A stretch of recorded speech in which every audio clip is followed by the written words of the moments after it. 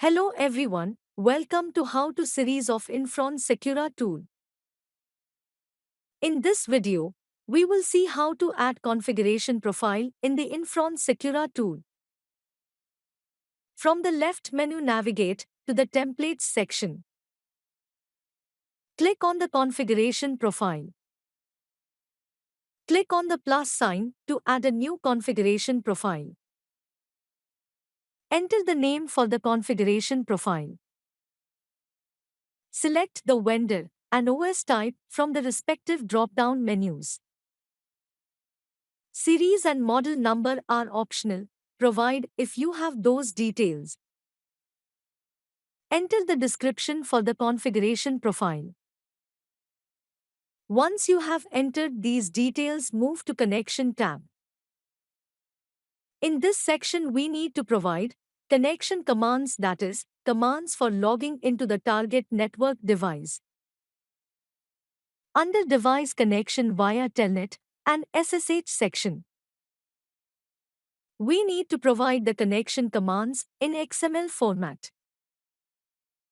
Network devices support Telnet or SSH protocols. We will use the if-else condition-based connection command. Based on the device credentials, the selected protocol will automatically use the connection protocol. The XML syntax for the template is the command tag. The actual command goes within these tags. There are several attributes applicable for the command tag, like the shell attribute, which is used to make the connection in terminal-based.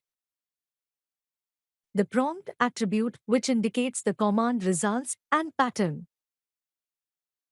If the prompt is not recognized in the actual command output, then the execution is suspended.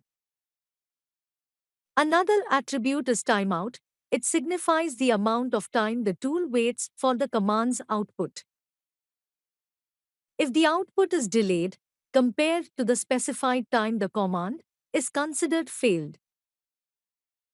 For more details on how to write a template in XML format, please refer to the operations guide.